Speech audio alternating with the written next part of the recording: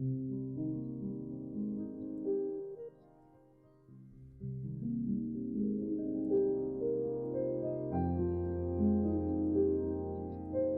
rolling.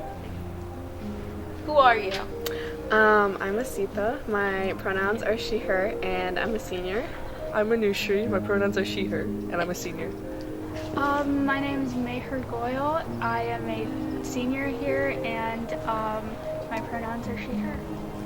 Hi, my name is Anushna Sakupnaker. My pronouns are they, them. I'm a senior at Cal High. I'm Azusana. I am a senior. I go by she, her. My name is Madeleine Lebouder. I use she, her pronouns, and I'm a senior.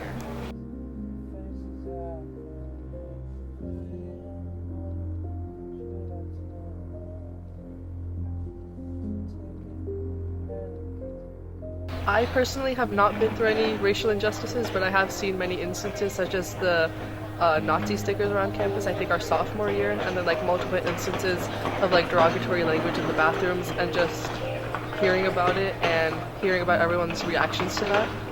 Yeah. I personally haven't like been through anything, but I've seen a lot of stuff.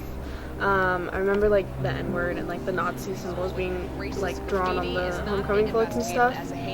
And I remember this actually happened before I was even in high school. I think this was back in 2016. My English teacher, Miss E, she told our class about what happened, but it's just something like impactful because I mean, I think about it a lot, but basically there was an incident where someone went to the bathroom and wrote on the sinks coloreds and whites, and I don't know, like that just like, because it's one thing when someone writes the N-word or like Nazi symbols and stuff like that, but I feel like coloreds and whites on the sinks, like that was just like, it was a lot. And I remember she told us like just a lot of things were happening that year, and I don't know, it was before our time at Cal High, but I still feel like it's something that's really impactful because it did happen here, and like, you know, teachers remember it and they tell students about it, so I think it's something that like we should still be learning from. And how does an instance like that happening at Cal High make you feel? It makes me disappointed in our generation, if I'm being honest. Like, it just makes me disappointed. Like, I understand, well, I mean, I don't understand, but like I get that, like, I guess most people aren't trying to be outwardly racist, they just think it's funny to do things like this. But like, there's a billion other ways to make jokes and make people laugh, and this is just something that's stupid, and it's just like, I don't know. I think the whole reason why people do things like this is just because they want to get a reaction out of admin, they want to get a reaction out of students, they just want to get a reaction out of people. But yeah, I don't know, it just makes me really disappointed. I don't think I have been the target of any, but I do think that like I have been affected by some microaggressions that just people talk about in class, and it hasn't been so much so that I can actually report it to anyone, because it has mostly been people talking to their friends about something and making some sort of maybe microaggressive racist jokes, and they tend to also be similar in terms of the race that I am. I'm Indian, so sometimes I hear people making jokes about Indian people making jokes about brown people in general, and they tend to be Indian or brown also. So I think that like that isn't something that I can stop, but I have seen those instances around campus.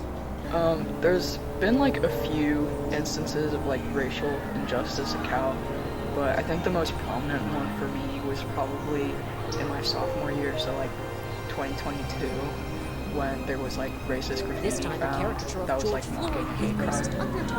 I've seen a couple instances of injustices, specifically when it comes to like big events. I feel like, well, of course, one example is like the swastikas on the floats, but I feel like some minor ones would be like also within like certain groups, because I feel like it's it's more socially acceptable to be racist towards people of your own ethnicity, but it still doesn't like diminish the fact that it's still hurtful and it still affects people.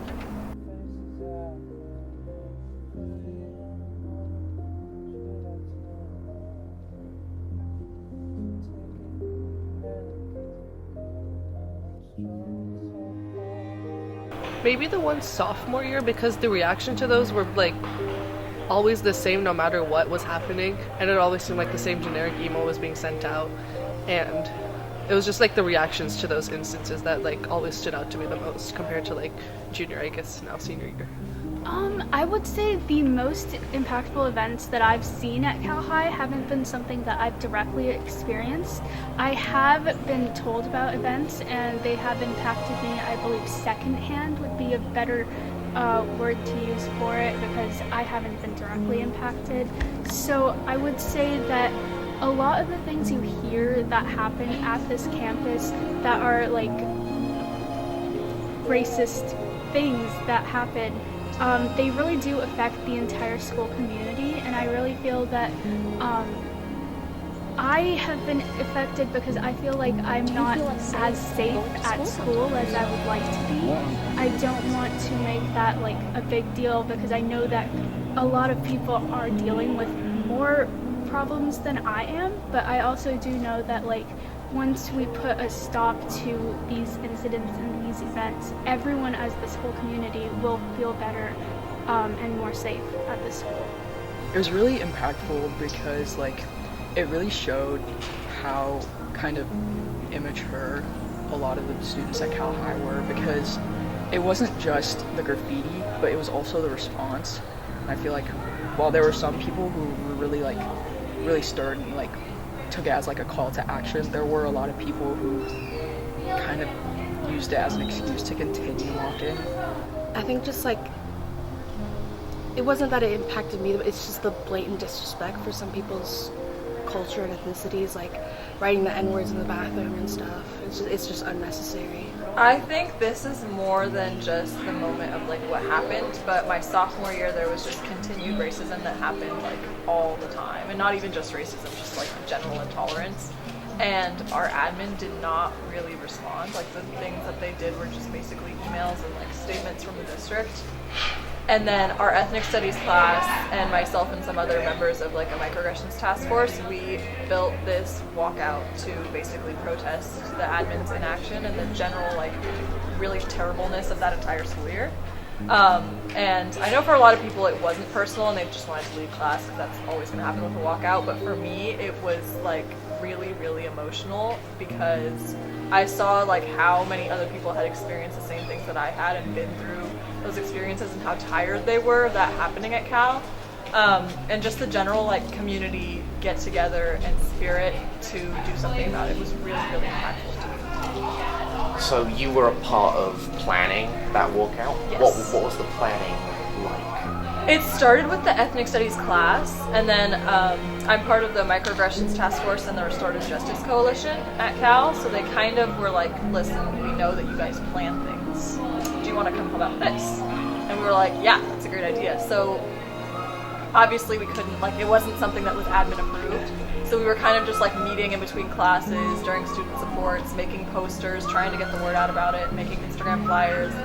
And then, yeah, it was mostly just making sure students knew about it and then formulating a list of demands that so the admin knew, like, why are we walking out?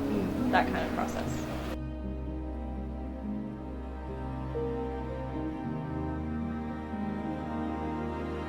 Cal High students and admin, I feel like there's only so much they can do in response to these activities, or like, sorry, in response to these like instances, and to a certain extent they tried their best, but I feel like there could have been more, such as like collaborating with students and like certain clubs on campus, such as the Restorative Justice Club, and like talking with the social justice teachers to like see what's a better response that they could have, and like how they could better support their students. I think on terms of students, I would say that some students are seeing that there are issues on this campus and they are actively trying to fix it. Other students are seeing that there's issues and they don't want to be a part of those issues, so they won't say anything bad, but they also don't want to get into a hard situation, so they probably won't do anything specifically like activism or anything. And then a third group of students, I think that everyone at this school knows what's going on, but I think a third group of students, they just don't really care. They look at their freedom of their speech, and they look at their freedom of choice and all these things, and they decide that they just want to fit in, and that ends up being a little bit insensitive, and they make comments that they know to be hurtful, but they still make these comments because sometimes people just like to go with what they've heard and what they've seen, and they don't really want to think about the impact of their events or of their actions, because it is very hard to think about things you've done that's wrong and then fix them. And then in terms of staff and how they combat specifically racism at this school, I think that the racist incidents that have happened on this campus are very many, and they could do more. I don't know what specifically they could do more of, because I'm personally not an administrator at this school. I don't know what the rules are. I don't know what the district's rules are for like how much we can say about things. But I really think that if the administrators could release more information, and maybe even more like safety measures or ideas to keep people safe and like let them feel safer at school, I think that that would be very insightful. Yeah, that's how I mostly think that the staff could help out in this like school in terms of racist incidents. I feel like they didn't do much. I feel like a lot of the stuff they did was kind of performative. I appreciated that the school did like a walkout, and that really like brought a lot of attention to it. But I feel like if the students hadn't done that, then admin wouldn't have done much of it, if anything at all. Speaking of the walkout, were you a part of it? I didn't take part in organizing it, but I did speak at once. And like, how was that for you? Was that impactful? Was that like, how'd that feel to be a part of that? It felt like impactful, but I feel like it didn't really amount to anything, because like it was also just towards like the end of the school year, and I feel like because of that, a lot of the momentum of like the activism and stuff, it was just kind of like stopped because of the end of the school year. But like, I don't know, yeah. Admin doesn't do much when it comes to dealing with it. They'll send, I know they're doing much better now, because before they just sent a very, very brief email saying, hey, something happened, this is not okay. But now they're actually taking disciplinary action. But I feel like we could be doing more in a sense of explaining why and how this is hurtful and what exactly it is that is the problem, not just saying this is a problem. I mean, this was at the very end of the year, so we did get a new admin. I don't know if that was related to that. I do feel like it somewhat was. We had basically, entirely new admin, which was, I think that was a positive thing. And this admin, I think, understood why we were frustrated and is doing a better job for now.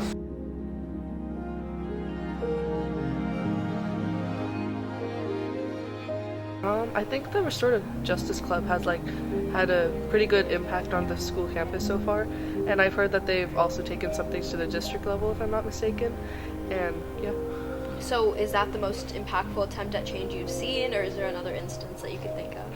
For now, that's what I've seen, yeah. And what do you think it's making that so impactful for you?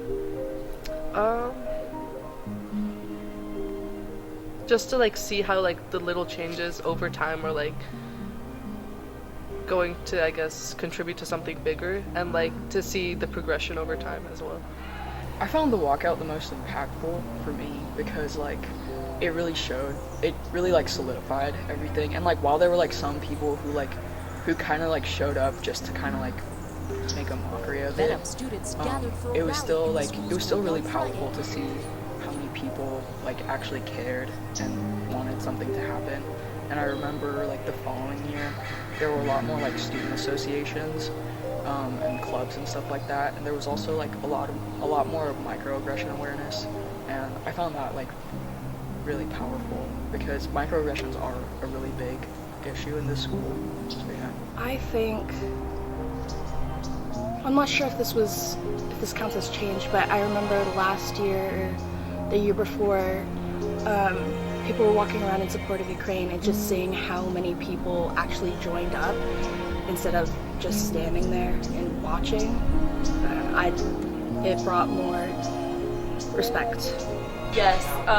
For example, like the response, I think, was something that really bugged us when that stuff was happening, because it was all from the district, it was all scripted, it was very impersonal, and it didn't address each individual incident. And now we get more personal messages from Mr. Ball with like resources. So it's not much, but it is a step in a better direction, I think.